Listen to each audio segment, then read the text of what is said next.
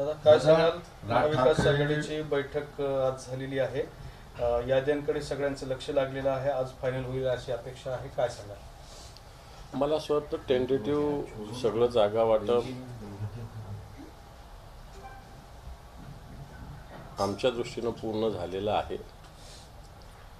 सगळी चर्चा मागच्या महिनाभरात झालेली आहे आणि याचा एक अंतिम घोषणा आता बाकी आहे आणि मला वाटतं ती घोषणा या बैठकीनंतर लवकरच होईल.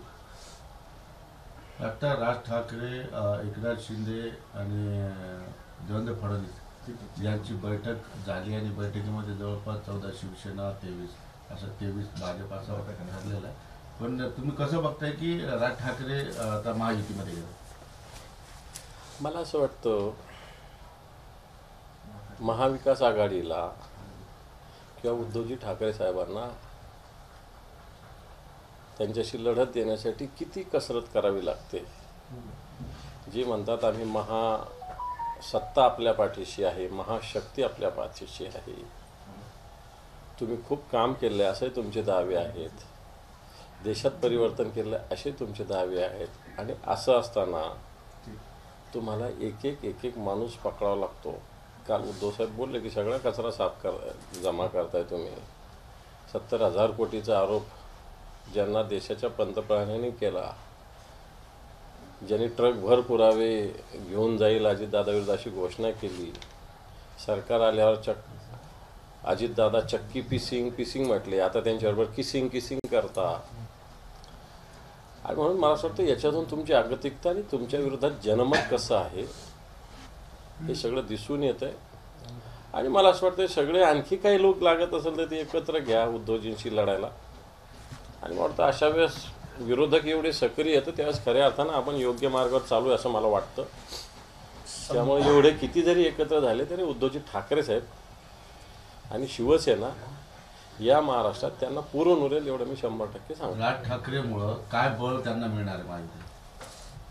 काही बळ मिळत नाही. आता मला सांगा, तुम्ही तर सांगितलं होतं शिवसेना फोडली, राष्ट्रवादी फोडली, आम्ही सगळे अशा विचारांना चालू आहोत. मग आता राजसाहेबांना तुम्ही घेत असाल घ्या, काही हरकत नाही. मला वाटतं याच्यातून शिवसेनेचं नुकसान कोणतंच होणार नाही. झालं तर शिवसेनेचा फायदा होईल. मागच्या सगळ्या लोकसभेचा विधानसभेचा जर इतिहास बघितला तर अशाच हीच गोष्ट होणार. आणि कोणत्या तोंडानं तुम्ही तर आता भारतीय जनता पार्टी तर फार आवाज करत होते राज ठाकरेंच्या विषयी. मग आता तुमचे बाकीचे आलाय काय बोलतात ते बघू. राज ठाकरेंच्या ज्या भूमिका होत्या मागच्या वेळेस लावरे तो व्हिडिओ, राज ठाकरे पूर्ण महाराष्ट्रात फिरले होते, येईल ना ते व्हिडिओ पुन्हा. त्यांच्या भूमिका काय होत्या येतील, सगळ्या जगासमोर येतील, महाराष्ट्रासमोर येतील. तर त्यावेळेस योग्य ते उत्तर देऊ. संभाजीनगरची जी लोकसभेची जागा आहे ती शिंदे गट आता लढवणार नाही असं जवळपास स्पष्ट झालंय आणि त्या जागेसाठी आता भागवत कराड आणि अतुल सावे या दोघांमध्ये रस्सीखेच सुरू आहे. मग तो उमेदवार कोणी येऊ, अतुल कराड येऊ, भागवत कराड येऊ, शिंदे गटाचं कोणी येऊ, आम्ही तयार आहोत. आम्ही चांगल्या पद्धतीने जागा लढू आणि जिंकू एवढा आत्मविश्वास आमच्या मनामध्ये आहे. तुमच्याकडून अजूनही तुम्हीच तयार आहात का? तेव्हा तयार कोण आहे हे मान्य पक्षप्रमुखांना चांगल्या पद्धतीनं माहिती आहे. आता त्यांनी कोणाला उभा करायचा हा त्यांचा प्रश्न आहे. पण ते जे उभं करतील त्याला सगळे शिवसैनिक या जिल्ह्यातले एकत्रितरित्या निवडून आणतील एवढं मी तुम्हाला 100% सांगतो. तुमची दावेदारी? मी आहेच ना, इच्छा व्यक्त केली. आता रोज ते काय सांगायचं. तुमची दावेदारी आहे अजून? आहे म्हणजे अजून कुठे काय फायनल झालं. ज्या दिवशी फायनल होईल त्या दिवशी दावेदार संपत असते. मी साहेबांकडे मागणी नोंदवलेली आहे, माझ्या भूमिका मांडलेल्या आहे. पण शेवटी मी हेही सांगितलेलं आहे की पक्षप्रमुख जो निर्णय देतील तो अंतिम, त्यांच्या निर्णयाच्या प्रती बांधील राहून पक्षाचं काम, संघटनेचं काम निष्ठेनं केलं जाईल एवढं माझा 100% विचार आहे, मत आहे आणि मी हेच करणार आहे. मराठवाड्यात जालना लोकसभा आणि नांदेड लोकसभा या काँग्रेसकडच्या जागा होत्या. त्या जागेवरती आपण काही मागणी केली का? या दोन जागापैकी कुठली जागा वगैरे मागितलेली आहे का? कसं आहे? जागा तर शिवसेनेची 48च्या 48 जागेवर तयारी आहे ना, पण आता अशा पद्धतीनं वाटाघाटी होत असताना काही सगळ्या जागा थोडी मिळत असतात. शिवसेनेला तर 48च्या 48 जागा लढा असं शिवसैनिकाला वाटतं. त्यात काय शिवसैनिकाची भूमिका चुकीची अशातला काही भाग नाही, परंतु वाटाघाटीमध्ये काही जागा जात असतात, काही जागा येत असतात. जालन्यात जागा तुमच्याकडे येणार आहे का? तुम्ही तिथल्या एका काँग्रेसच्या पदाधिकाऱ्याचा आपल्याकडे प्रवेश करून घेतलेला आहे. नाही, काँग्रेसचा पदाधिकारी काही लोकसभेसाठी नाही केला. लोकसभेसाठी तर मला सुरुवातीला याच्याबाबत विचारणा झालेलीच होती जालना लोकसभा, परंतु आता मला वाटत नाही युतीच्या आघाडीच्या वाटपात आता ती जागा काँग्रेसला सुटेल असं मला वाटतं. उद्धव ठाकरे सांगलीच्या दौऱ्यावर आहेत, तुम्हाला जागा सुटली असं म्हणता तुम्ही, आणि तिथल्या काँग्रेसने मात्र निर्णय घेतलाय की उद्धव ठाकरेंच्या सभेला जायचं नाही. ही सभा शिवसेनेची आहे. पूर्ण महाराष्ट्रात दौरा झाला, कुठे काही काँग्रेसवाले राष्ट्रवादीवाले काही आमच्या सभेत आलेले नाही किंवा आम्ही बोलवले नाही किंवा आमची सभा एकत्रित नव्हती. ही सभा आमची शिवसेनेची आहे, आमची संघटनात्मक आहे, आमच्या कार्यकर्त्याशी संवाद, शिवसैनिकाशी संवाद एवढंच या दौऱ्याचं स्वरूप आहे. त्यामुळे कोणी येणं न येणं हा या विषयाशी कोणताच संबंधित भाग नाही आहे. जागा कोणाकडे सांगलीची? चांगली जागा शिवसेनेला लढायचा निर्णय घेतलेला आहे. असं आपलं चंद्रहार पाटील उमेदवार सुद्धा जाहीर झाले. प्रकाश आंबेडकर जवळजवळ आता महाआघाडीसोबत येणार नाहीत असं स्पष्ट झालंय, असं बोललं जात आहे. त्यांनी सुद्धा त्यांच्या पत्रातून सांगितल्यानुसार ते स्पष्ट होतंय. त्यामुळे प्रकाश आंबेडकर आता तुमच्यासोबत असणार नाहीत का? मान्य बाळासाहेब आंबेडकरांना जे काही म्हणणं महाविकास आघाडीवर मांडायचं ते मांडलेलं आहे. खुल्या रीतीनं कोणत्या कोणत्या जागा देणार अशा पद्धतीनं स्पष्टपणे काही गोष्टी शिवसेनेच्या वतीनं सांगितल्या गेलेल्या आहेत. आणि अजूनही आम्हाला असं वाटतं की मान्य बाळासाहेब आंबेडकर हे या महाविकास आघाडीसोबत येतील. जर आपल्याला भारतीय जनता पार्टीशी लढायचं, भारतीय जनता पार्टीला पराभूत करायचं, तर मला असं वाटतं बाळासाहेब आंबेडकर हे या महाविकास आघाडीबरोबर सोबत येतील. मागच्या बैठकीत नव्हते बाळासाहेब आंबेडकर. आता बैठका या सगळ्या विषयावर चर्चा होऊन संपलेली. आताच्या बैठका शिक्का मारण्याच्या, शेवटच्या सह्या करण्याच्या बैठका आता चर्चेच्या बैठका नाही चालणार. एमआयएमकडून पुन्हा बाळासाहेब आंबेडकरांना खुणावलं जात आहे आणि त्यांनी एमआयएमची सोबत परत युती करावी अशी सुद्धा प्रस्ताव दिला जातोय आणि त्यांना विनंती पण केली जाते. मला असं वाटतं एमआयएमविषयी सुस्पष्ट भूमिका बाळासाहेब आंबेडकरांनी मांडलेली आहे. एमआयएमच्या भूमिका सुस्पष्ट आहेत बऱ्याच गोष्टीतल्या. आता या राजकीय याच्यामध्ये काय काय होतंही सांगता येत नाही, परंतु बाळासाहेब आंबेडकर निश्चित महाविकास, कारण भारतीय जनता पार्टीला एमआयएम बरोबर जाऊन करायचं काय? एमआयएमच्या जागा किती आहे? एमआयएम फार झालं तर 5-10 जागा लढणार आहे, त्यातून निवडून किती येणार आहे? वाटतं एमआयएम बरोबर जाणं म्हणजे भारतीय जनता पार्टीला मदत करणं असंच त्याचा अर्थ होणार आहे. अनंतराव थोपटे नावाचे पुणे जिल्ह्यातले मोठे राजकारणी होते. त्यांची सध्या सुप्रिया सुळे असतील, सुनेत्रा पवार असतील किंवा इतर नेते असतील, भेटीगाठी सुरू झालेली आहेत. बारामतीचं राजकारण फार गतीनं बदलत आहे. काय अनुमान आहे तुमचा, काय सांगाल? अनंतराव थोपटे ज्येष्ठ नेते आहेत. त्यांचे सुपुत्र संग्राम थोपटे आमदार आहेत आता भोरचे. आता ज्येष्ठ नेते असल्यामुळे सगळेच लोक भेटतात त्यांना, पण त्यांनी सुस्पष्टपणे महाविकास आघाडीसोबत त्यांचा स्वतःचं सुपुत्रच एक नेतृत्व त्या मतदारसंघाचं करतात आणि त्यामुळे हे सगळे लोक महाविकास आघाडीसोबतच राहतील. कोणी भेटणं निवडणुकीच्या काळात मला असं वाटत नाही काही चुकीचं आहे. सगळ्यांना लोक उमेदवारसुद्धा सगळ्यांच्या दारात जात असतात, सगळ्यांच्या घरात जात असतात.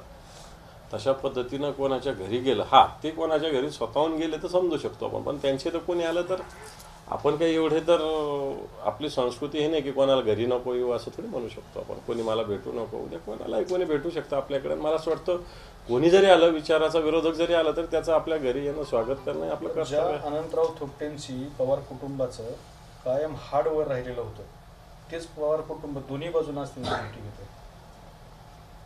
हे पण राजकारणात कोणाचं हाड होतं आणि कोणाचं वैर होतं, या सगळ्याच गोष्टी बघितल्या गेलं तर आजच्या घडीला कोणीच कोणाबरोबर कसं लढेल हा प्रश्न आहे. सगळेच एकमेकाचे हाडवैरी पण होते आणि सगळेच एकमेकाच्या गळ्यात गळा घालून.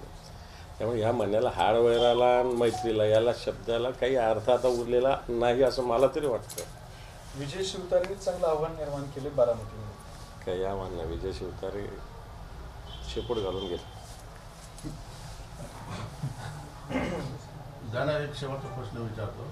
आपला औरंगाबाद छत्रपती संभाजीनगर लोकसभेमध्ये शिवसेनेचा उमेदवार कोण असेल तुमचा उमेदवार, पण तुमचा खैरेंसोबतचा वाद, काल महिला नाराज होऊन उद्धव ठाकरेंना भेटता सगळ्या महिला आघाडी निघून गेल्या, हे निवडणुकीच्या तोंडावर पक्षाला परवडणारं नाही. याच्यातून काय तोडलं? मला असं वाटतं वाद वगैरे तर तुम्ही मीडिया म्हणता.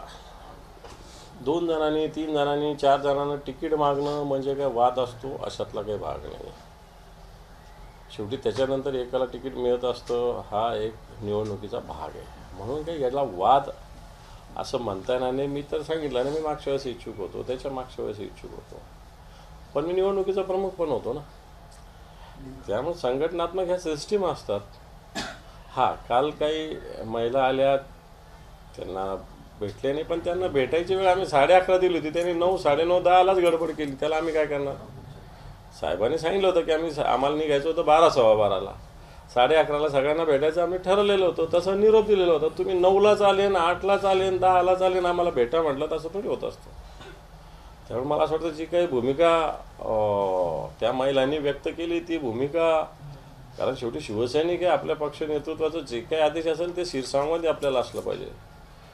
आपण आग्रह किंवा अट्टहास कोणत्या बाबतीत केला नाही पाहिजे, असं माझं स्पष्ट भूमिका आहे. काही महिला त्या ठिकाणी रडत होत्या सगळ्या मीडियाच्या समोर, आम्हाला भेटू दिल्या जात नाही, गेल्या अनेक वर्षापासून स्थानिक नेता त्यांना भेटू देत नाही, असं सुद्धा त्यांनी आरोप. मी सांगतो ना, 11:30 नंतर त्यांना भेटता आलं असतं अशी माझी माहिती आहे. मी स्वतः 11:30ला तिथं पोहोचलो, कारण ठरलेलंच होतं की 11:30ला साहेबांनी तयार होऊन नंतर अर्धा पाऊण तास सगळ्यांना भेटायचं आणि मग पुढच्या दौऱ्याला जायचं.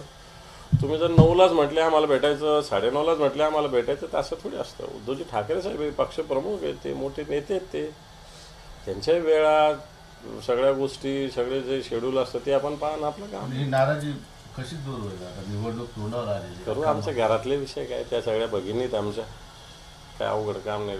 संध्याकाळी चहाला बोलवलं, व्यवस्थित होऊन जाईल, काय प्रॉब्लेम नाही त्याला.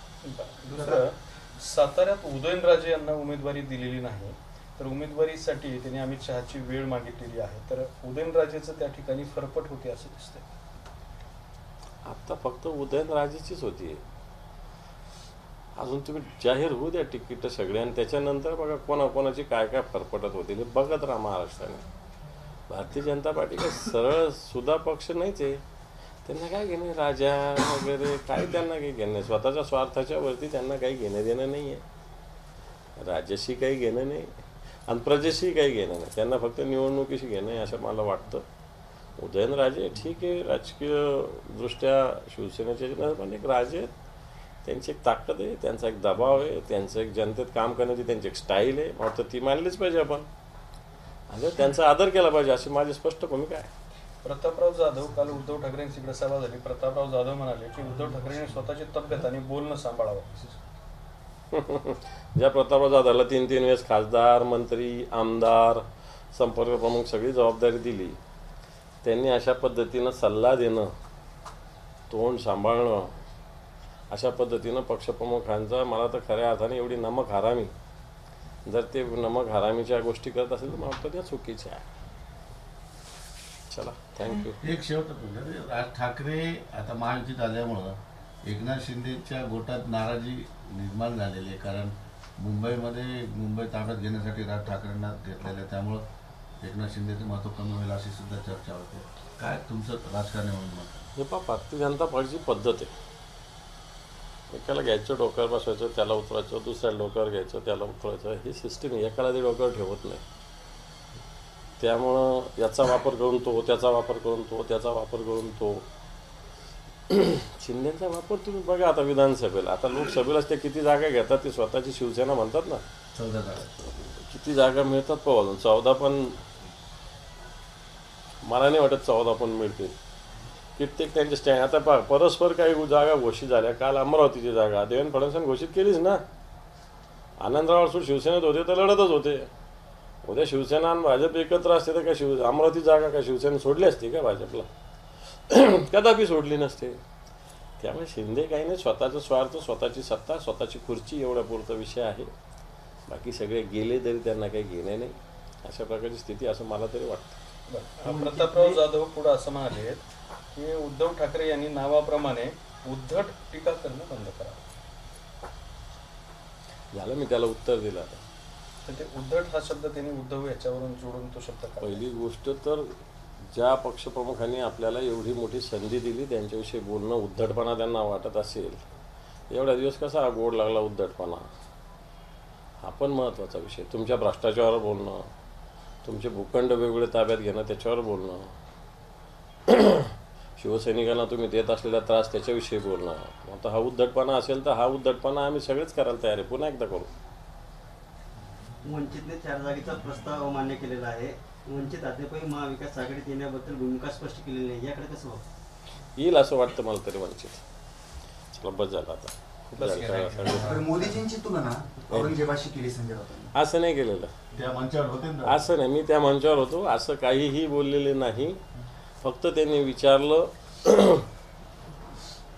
असं विचारलं की उद्धवजी ठाकरे साहेबांचा जन्म कुठे झाला? त्या महाराष्ट्रात झाला.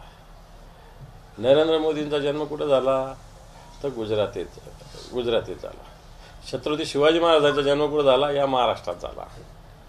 औरंगजेबाचा जन्म कुठे झाला? गुजरातमध्ये झाला. त्यामुळे जे गुजरातमध्ये जन्मले त्यांचे गुण मोदींना लागले असावे अशी भूमिका मांडली. तुलना वगैरे काही केलेली नाही. सरळ स्पष्टच आहे ना, तुलनाच आहे. तुम्ही काही समजा, पण जन्म त्यांचा गुजरातमध्ये झाला आणि औरंगजेबाचा जन्म गुजरातमध्ये झाला, हे म्हणणं काय तुलना आहे का? आणखी कोणाचा जन्म गुजरातमध्ये झाला म्हणून काय ती काय तुलना आहे का? वृत्ती औरंगजेबाकडेच नेणं झालं ना शेवटी. तर त्या भूमीत तशी वृत्ती आहे असं त्याने स्पष्ट सांगितलं. त्यात काय चूक सांगितलं? ज्या भूमीतल्या मातीमध्ये जी वृत्ती असेल असं त्यांना म्हणायचं होतं.